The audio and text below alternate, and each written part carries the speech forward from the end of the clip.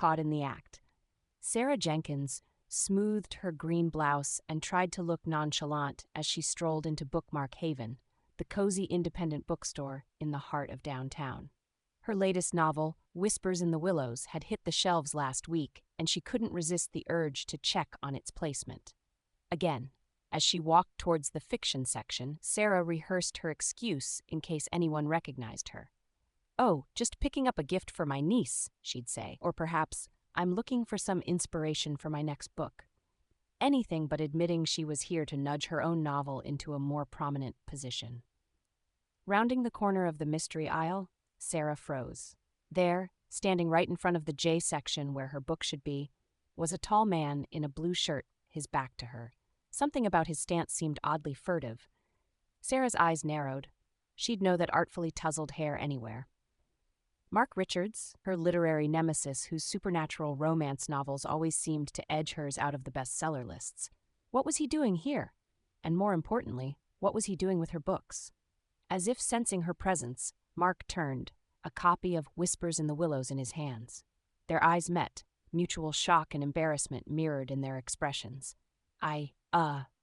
Mark stammered, nearly dropping the book. Sarah found her voice first. "Fancy meeting you here, Mark. Doing a little light reading?" Mark's cheeks flushed. "I was just, comparing font sizes for research."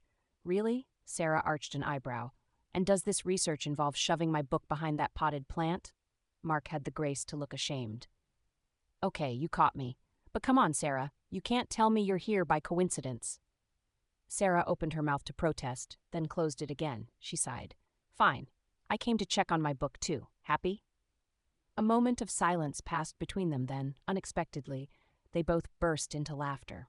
"Look at us," Sarah chuckled, shaking her head. "Two grown adults sneaking around a bookstore like teenagers." Mark grinned, returning her book to its rightful place. "It's a bit pathetic, isn't it? I guess the pressure of the industry gets to us all." Sarah nodded, surprised to find herself warming to her longtime rival. "Remember when we used to write just for the joy of it, before sales rankings and promotional tours?" "Oh, yes," Mark sighed. "I miss those days. Now it's all about the next big trend. Vampires are out, werewolves are in. No, wait, now it's all about dragon shifters." Sarah laughed. "Don't forget the obligatory love triangle. Heaven forbid we write a story with just two main characters." As they chatted, the initial awkwardness faded. Sarah found herself seeing Mark not as a competitor, but as a fellow writer who understood the unique challenges of their profession. "You know," Mark said thoughtfully, "maybe we've been going about this all wrong. Instead of trying to outdo each other, what if we collaborated on something?" Sarah blinked in surprise. "Collaborate? Us? Why not? Your knack for atmospheric descriptions and my flair for dialogue, we could create something amazing."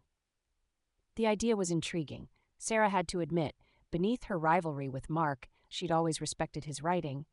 It would certainly shake things up in the publishing world, she mused. The question is, are we ready to send our fans into a frenzy? Mark's eyes twinkled mischievously. "Only one way to find out. Coffee? We can start brainstorming." Sarah found herself nodding. "All right, Richards, you're on, but I get to choose the cafe." As they left Bookmark Haven together, Sarah smiled at the unexpected turn of events. She'd come here to protect her place on the shelf, but instead, she might have just found a new chapter in her writing career. And who knew?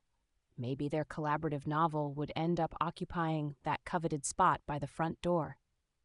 Sarah made a mental note to check next week, strictly for research purposes, of course.